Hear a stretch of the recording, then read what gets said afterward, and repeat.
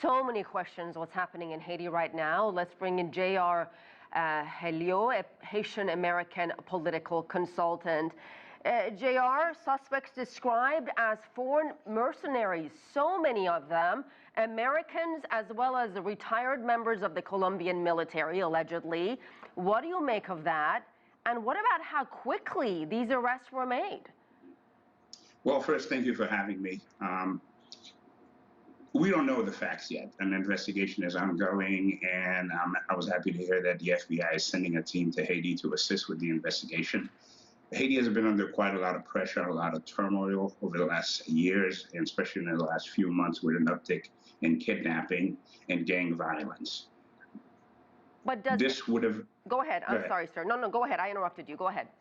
This would have been the most incompetent mercenary job of all time. If you're going to go in and commit an assassination without any exfil plan, it's beyond me. When you have the situation in Haiti that gang leaders have been openly talking to the press, they have not been captured. You have a situation in Martissant on the south of Port-au-Prince where the gangs have completely taken over a neighborhood and the police has done nothing. So it begs the question, how are these arrests happening this fast when historically that has never been the case in Haiti? So you're saying you don't have much faith and confidence in this investigation?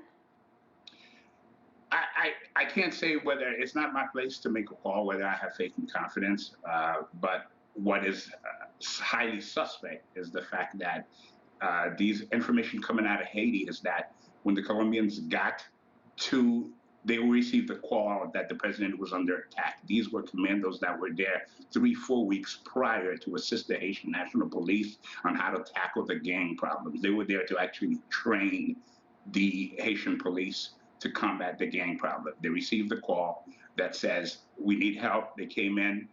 They're saying that the president was already dead, which a reporter earlier alluded to. That's new information.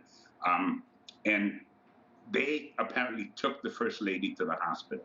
Video that shows them leaving the compound calmly, no rush. If you're there to commit an assassination, you don't calmly drive away. So that seems highly suspect. What about the fact that the people behind this had some kind of inside help? I mean, they certainly knew how to pull this off, but they didn't know how to get out of the country. That, to me, is also a little interesting. Absolutely. Like I mentioned before, if you're going to pull off this kind of an operation, you have a plan to get out of the country. No member of the president's security detail was harmed, attacked, shot, and they seem to know exactly where to go. So it begs the question, who assisted them? Who's in charge of this country right now, JR? Well, that's an interesting question because that's a power struggle happening. Claude Joseph had resigned his position as prime minister. That resignation was accepted. The president, just 2 days prior, nominated Dr. Ariel Henry to be the new prime minister. Constitutional experts that I've spoken to in academia, both in the United States, both in Haiti, have all said that according to the Haitian constitution, Joseph should not be in power and it should be the new prime minister. Part of the problem is Jovenel Moïse had been ruling by decree. There's no parliament. So the PMs can only be extended at 30-day increments, I think at a maximum of 4 times. So who's in charge? Your guess is as good as mine. Is this something that can be resolved? I think it can be resolved. I think the United States can assist in letting the Haitians determine their own fate. The OAS and the UN needs to completely stay out of it. Historically, every decision that they have made pertaining to Haiti has been the wrong one. Haiti has been on a collision course for some time.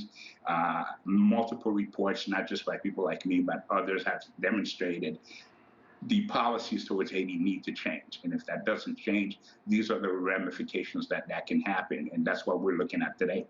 We'll have to leave it there. Thank you so much, sir, for your perspective.